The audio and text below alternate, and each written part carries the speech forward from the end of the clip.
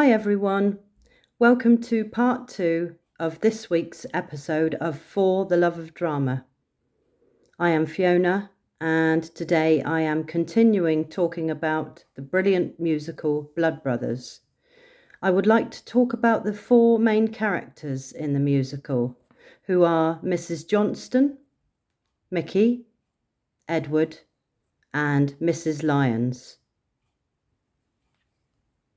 Mrs. Johnston is a central character in Blood Brothers.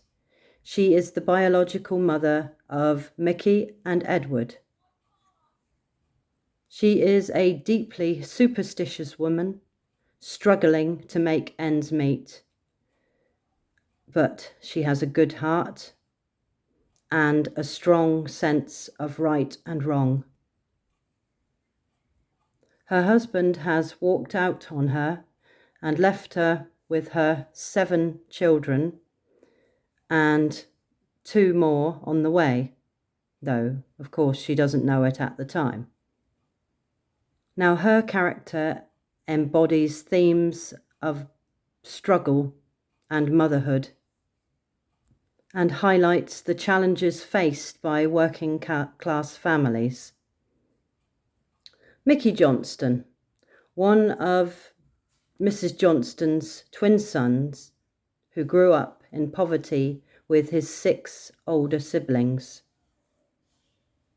He is friendly, excitable, and sociable as a child, and looks up to his older brother Sammy. Mickey is an innocent, gentle boy by nature, and a likable, sympathetic character who represents working class men.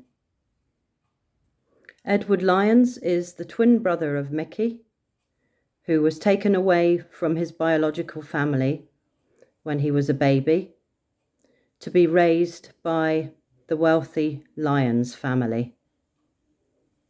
Edward is sincere, honest, and good-natured, and more innocent and trusting than his lower-class twin. He is eloquent and bright, but clueless about the realities of poverty. Mrs. Lyons is Edward's adoptive mother. She is caring, but also can be cruel, manipulative, and controlling. As Edward grows up, Mrs. Lyons becomes overprotective and jealous. She gives her son very little freedom and becomes paranoid when she finds out that he is spending time with his biological family.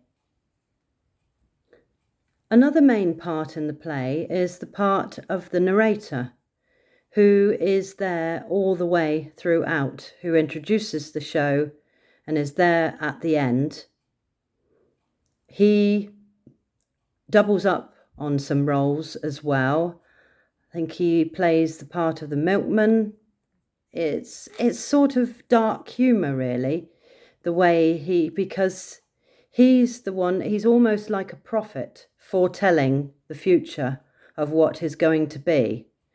Because, as I said in the previous episode, the musical opens with the beginning of the musical opens with the ending of the show. So you know what happens before you've seen the whole story. So it's one of those shows that you see the ending and you know what's going to happen. And it's a really shocking ending as well. But you see it goes all back in time to the late 1950s, where it starts with the mother finding out she is pregnant for the very first time, meeting her husband. And this is all done in song. And as I said, she has several children, and then her husband walks out on her. And it follows the story of the children all growing up, Mrs. Johnston struggling on her own, taking a cleaning job, and the events that unfold after that.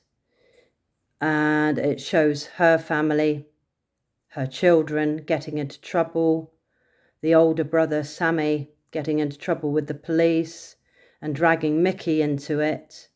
And all through you will see the narrator coming on and just giving warnings and just giving you, if you hadn't have seen the ending at the beginning of the show, you would probably work out for yourself that something bad was going to happen. But it's a musical that captivates you, draws you in. I've seen it on the TV. I haven't actually seen it live in a show, but it is doing a tour later on, sort of late summer, early autumn, and I'm very much hoping to go and see it. And I hope that you get the chance to as well, because it is an amazing musical and really, really, really good. I think that is about it for now. I can't think of anything else that I was going to say, only that I really, really enjoy doing these podcasts, and I appreciate you taking the time to watch. I am working on them all the time, hoping to make them more polished as I go, as I spend more time researching and finding information that you can all connect with and enjoy.